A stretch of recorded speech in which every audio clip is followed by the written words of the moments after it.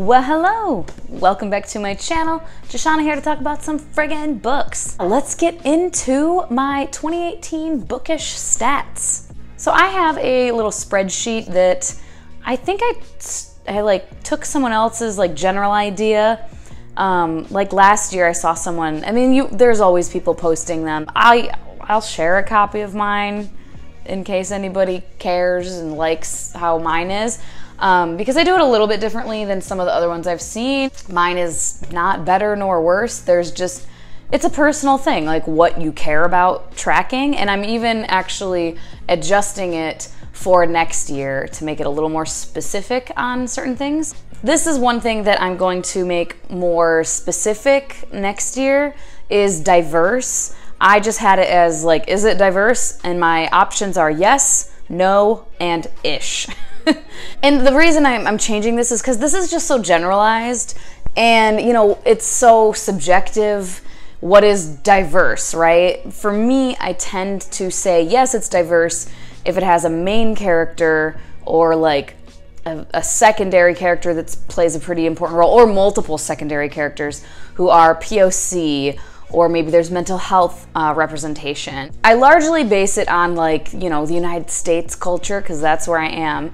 So if it's not a Christian main character, if they're Muslim or Jewish or whatever, if there's something other than the majority, then I would include that as yes, that's diverse. But if it's like one random secondary character is POC and they die in like the 3rd chapter, no LGBT representation, no neurodiversity, all those things, disability rep, those are the types of things that I'm going to track more closely next year, because like I said, it can be very like up in the air, and then it's like, well, why is it diverse? What was diverse about it? And I'd like to see, because I want to ramp up my diverse reads, specifically neurodiversity and mental health.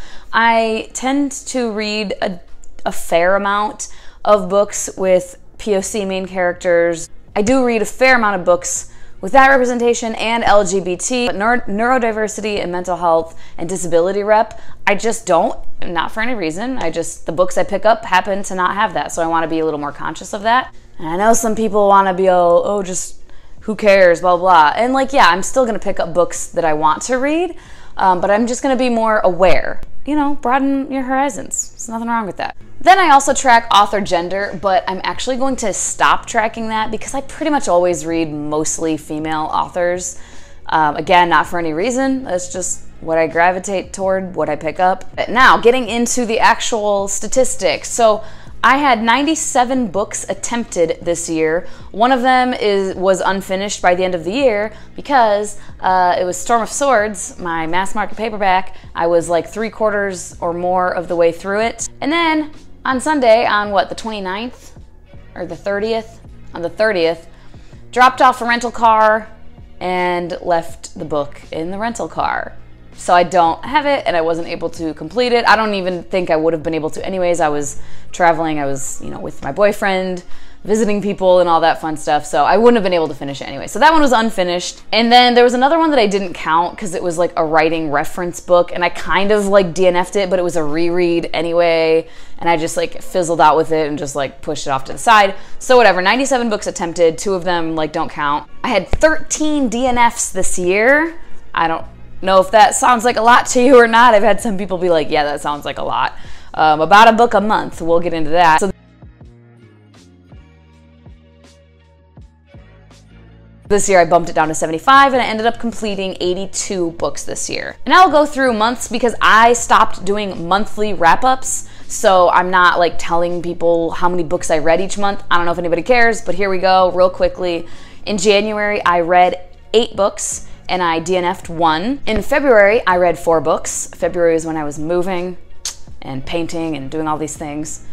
March, I read 10 and I DNF'd 2. April, I read 6 and DNF'd 2. May, I read 7. June, I read 4 and DNF'd 2. That was a month.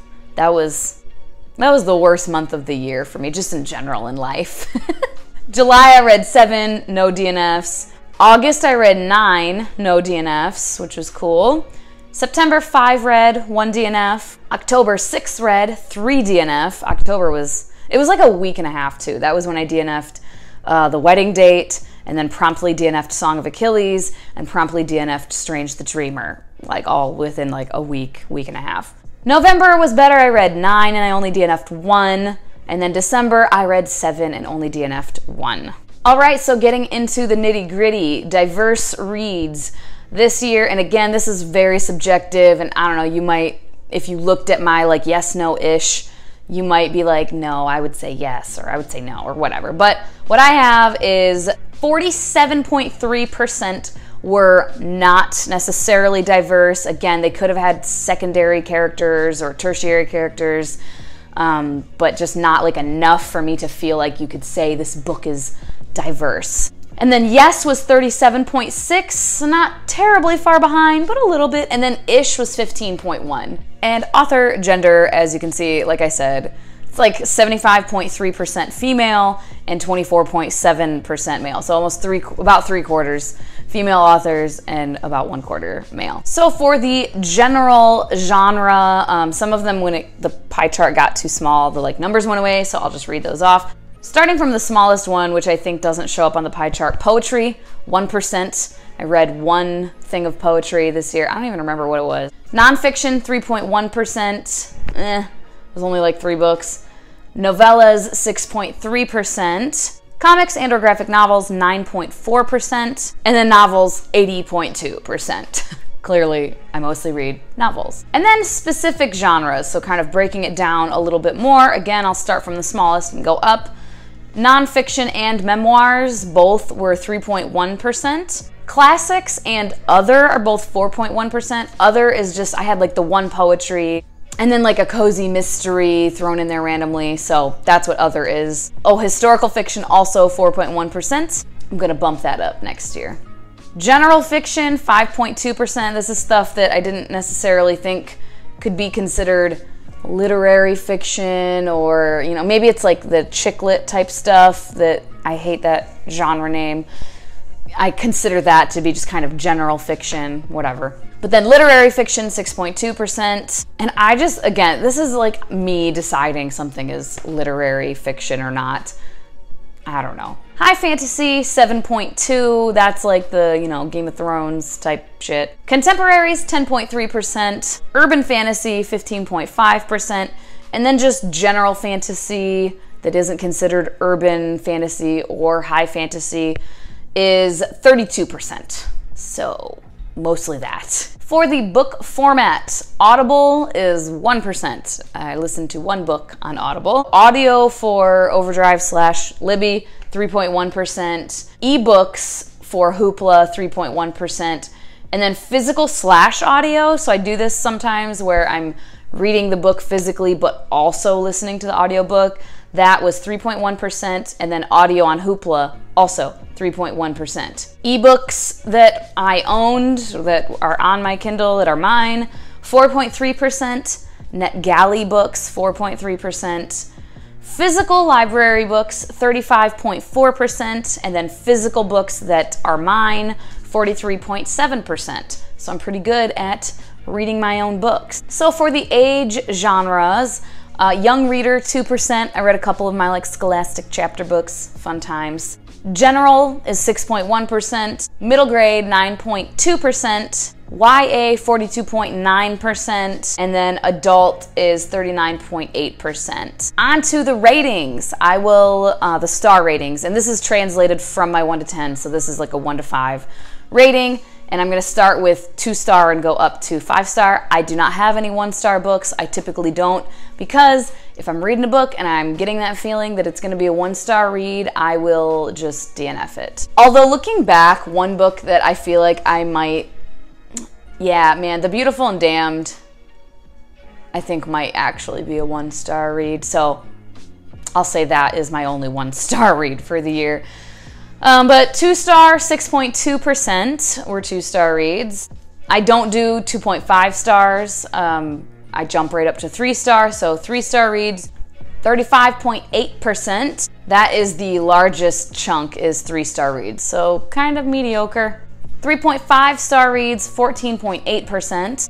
4-star reads, 29.6%. 4.5-star reads, 11.1%. And then my 5-star reads, very measly 2.5%. I feel like I'm realizing that I'm very, I'm not super critical necessarily, but I'm very hesitant to give 5 stars for some reason. And I'm going to have 2 other videos talking about my favorites of 2018 and my least favorites of 2018. But right now I will just briefly say my most surprising and my most disappointing, because these aren't necessarily the best and the worst. This is just meaning one that I wasn't expecting that much out of and then I really enjoyed it, and then one that I was expecting a lot out of and was very let down. So my most surprising of 2018, I'm going with City of Thieves by David Benioff. Benioff, yeah. Who is the Game of Thrones writer, producer, whatever guy. And yeah, I just picked it up because it was on sale at a used bookstore, at a library sale or something. I can't even remember. And I've seen it around and I knew it was by him. So, I was like, oh, Game of Thrones related, I love it. The book isn't, but just the fact that he wrote it, I was like, oh, let me check it out. And I really liked it. I really enjoyed it. I cannot remember what I rated it. I think it was a 4.5 read. And on my 1 to 10 scale, 8.16, so pretty high. And then my most disappointing of 2018 was The Poppy War by R.F. Kuang, because I was expecting it to be super amazing. I was expecting to love it because of other people talking about it and other people who I have had similar opinions to in the past. And just everybody was just raving about this book and how great it was. I read it and it wasn't, the worst book I've ever read or anything like that. And I didn't hate it, but I just was very underwhelmed and confused about why it was so popular. All right, that is it. I hope this was interesting for some of you. I don't know, for a lot of people it's probably boring as all hell, but whatever. I figure I take the time to keep track of these things. I might as well tell people about it. Let me know in the comments below what kinds of things are important to you to keep track of regarding your reading, or if you just don't even want to keep track, because I mean, there's no shame in that either. A lot of people do this, statistics thing, but if you just read your books and you rate them on Goodreads, or you don't even rate them, who cares? You're still enjoying your time. But for me, I like organization and information and whatever, so it's fun for me to see this stuff. As always, I so appreciate your time, and I hope you guys have a great day, and I'll talk to you later. Bye-bye.